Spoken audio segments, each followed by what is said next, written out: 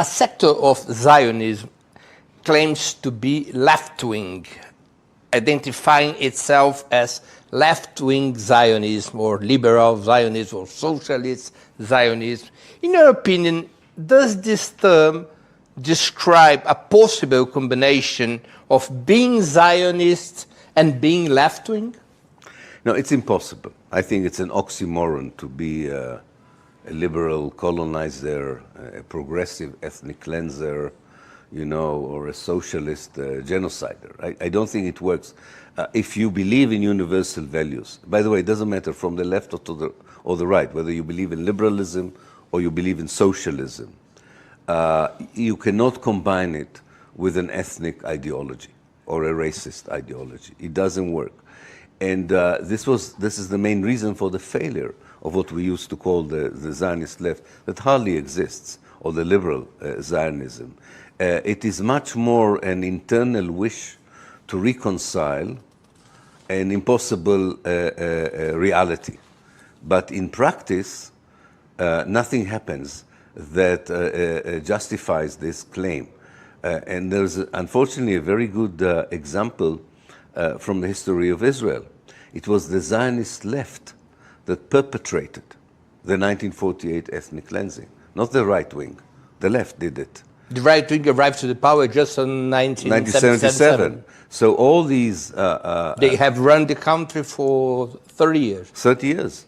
And they ran the Zionist project during the British Mandate. So it was more than the 30 years of statehood. And so the basic foundation of the state that was based on dispossession of the indigenous native people of Palestine was a left-wing project, not a right-wing project.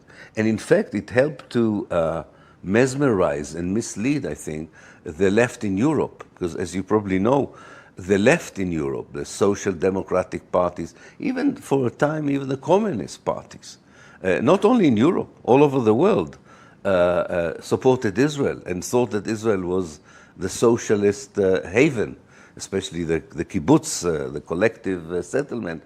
And it was very interesting how socialists and communists around the world, and also liberals, ignored the reality. I mean, they just listened to the discourse, but did not examine what's happening on the ground. The racist and colonialist nature of Zionism. Yeah. I always remember Noam Chomsky telling me that, I don't know if you know, but he was in a kibbutz in 1951 to 1954. And only when he was there, he suddenly realized that, and he went to the kibbutz because he admired. He admired. He believed. He believed in. And then suddenly he realizes that there are some Arab houses, there are some remains, and then he starts to question what happens. And they told him that the kibbutz was built on the ruins of 2 Palestinian villages that were expelled. Palestinian villages were expelled by the people who lived with them, with the Zionist settlers who lived with them. The name of the kibbutz is Hazorea. And the kibbutz were closer to non-Jews. Yeah, people. It was and kicked out the Palestinians. And then, of course, when you look at the kibbutzim movement, there were a lot of Palestinians who remained in Israel that wanted to join the kibbutzim. But they couldn't. They couldn't because it was Jewish. In fact, in the beginning, the kibbutzim didn't even allow Arab Jews to join them. That changed a little bit afterwards. So it was a racist European project of socialism. Israel is often referred as the only democracy in Middle East.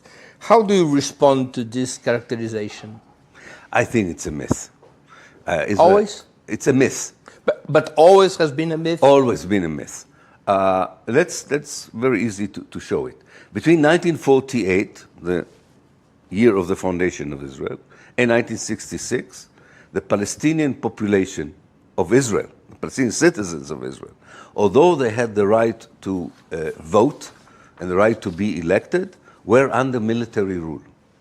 I'm sure people in Brazil know what military rule means, when the army can do whatever it wants with you, with your life, with your job, can even kick you out. So that was not a democracy. A democracy that imposes military rule on 20% of its own citizens just because of who they are is not a democracy.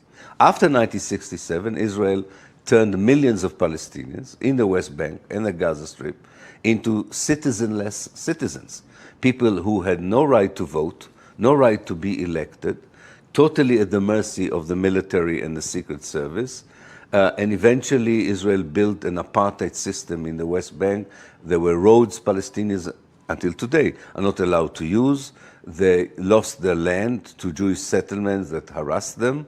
And they are imprisoned without trial, thousands and thousands. Every fourth person in the West Bank went through administrative detention, which means you are brought to the jail, you don't know what for, and you're released after a year or two, and you still don't know why you were sitting in jail. That is just a form of intimidation and oppression. A country that does this is not a democracy. But also inside Israel, although the military rule ended for the Palestinian citizens of Israel, they still are second-rate citizens. They are discriminated, first of all, the most important one, discrimination, they're not allowed to buy land, because much of the land belongs to the Jewish National Fund and the Jewish Agency, and they are not allowed to sell land to non-Jews. There are many Israeli cities, towns, and settlements which do not allow Palestinians, citizens, to live in them. That is not a democracy. And of course there are discrimination in the criminal system, in budgets. The Israeli excuse for discriminating towards its Palestinian citizens is that they do not serve in the army, and therefore they are not entitled to all the rights, because they don't fulfill all the duties. But Israel doesn't want the Palestinians to be in the army. And the Orthodox Jews are also not serving in the army, but they get all the rights. So it's very clearly a racist idea. No, Israel is not. I think, I just would add one more sentence. Israel controls different groups of Palestinians with different systems. And I remember when Desmond Tutu came to Israel, he visited Israel itself, and he visited the West Bank and the Gaza Strip. And he said, he compared it to apartheid South Africa. He said, to be honest, he said, the Palestinians inside Israel suffer from apartheid, but it is not as bad as the apartheid we suffered. But the Palestinians who live in the West Bank and the Gaza Strip suffer from an apartheid which is much worse than the apartheid there was in South Africa. And I think that gives you a complete picture. But Israeli Palestinians are able to vote and to be voted.